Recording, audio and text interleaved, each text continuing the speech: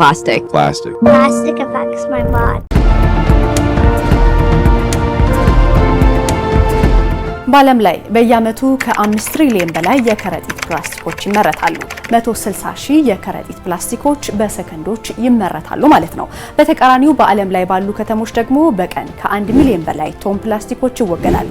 የፕላስቲክ ከረጢቶች በአማካኝ አገልግሎት የሚሰጡት 12 ደቂቃ ብቻ ነው። ወደ ትናንሽ ቅንጣቶች ለመቀየር ግን ከ100 እስከ 1000 ዓመታትን ይፈጅባቸዋል። እነዚህ ከረጢቶች ከአገልግሎታቸው ይልቅ በሰው ልጆችና በእንስሳት ጤና ላይ የሚያደርሱት የከፋ ችግር ያመዝናል። የከተማ መሰረተ ልማት ቀውስን ሳንዘነጋ ማለት ነው። የፕላስቲክ ቆሻሻ ጉዞን እንመልከት። ፕላስቲክ ከሰው አጠቃቀም ጀምሮ እስከ አካባቢያዊ ጉዳት የሚያደርስ ዑደት ውስጥ ይጓዛል። እንደ ፕላስቲክ ከረጢቶች፣ ጠርሙሶችና ማሸጊያዎች አሉ ለአንድ ጊዜ ብቻ ጥቅም ላይ የሚውሉ ፕላስቲኮች ብዙውን ጊዜ ከትንሽ አገልግሎት በኋላ ይጣላሉ። በቂ የቆሻሻ አወጋገድ ስርዓት በሌለባቸው አካባቢዎች በቆሻሻ ማጠራቀሚያ በመንገዶች ወይም በተፈጥሮ አካባቢዎች ያርፋሉ።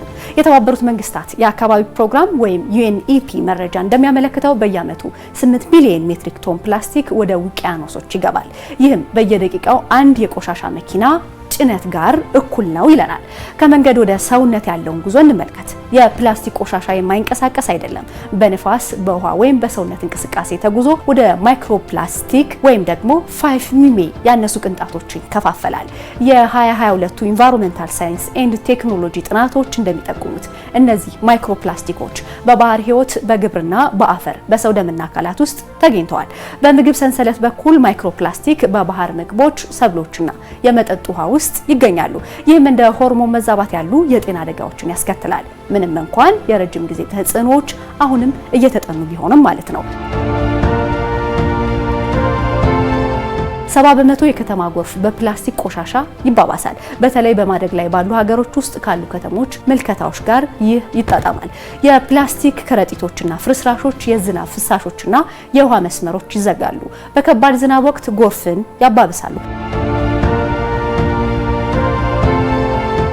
በግጦሽ መስኮች ላይ መከማቸት እንደ ላሞችና ፍየሎች ያሉ እንስሳቶች ብዙውን ጊዜ የፕላስቲክ ከረጢቶችን ይመገባሉ።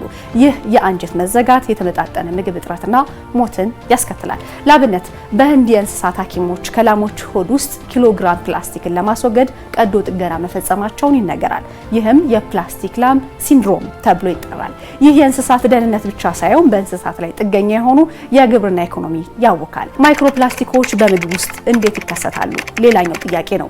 ማይክሮፕላስቲኮች ወደ ሰውነት ምግብ ሰንሰለት ውስጥ ገብተው በባህር ምግቦች፣ ጨው፣ ማርና ውሃ ውስጥ ተገኝተዋል። የ2019 የኒውካስል ዩኒቨርሲቲ ጥናት እንደሚያትተው ሰዎች በሳምንት 5 ግራም ፕላስቲክ ይመገባሉ ይለናል።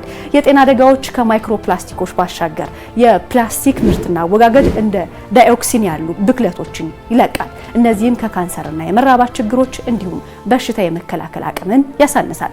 በአንዳንድ አካባቢዎች የተለመደ የፕላስቲክ ቆሻሻ ማቃጠል የአየር ብክለትና የመተንፈሻ አካላት በሽታዎችን ያባብሳል። ይህም ምን ይነግረናል? የአካባቢ ጥበቃ ባለስልጣን ከጤና ሚኒስቴር ጋር ካደረኩት ባለው ጥናት አሁን ላይ በሀገራችን ተላላፊ ያልሆኑ በሽታዎች በእጅጉ የመብዛታቸው አንደኛው ምክንያት የከረጢት ፕላስቲኮች መሆናቸውን ይገልጻል። በህፃናት፣ በአረጋውያን እንዲሁም በአቅመ ደካሞች ላይ የሚያሳድረው የጤና እክል ደግሞ መጠኑ ከፍ ያለ ነው።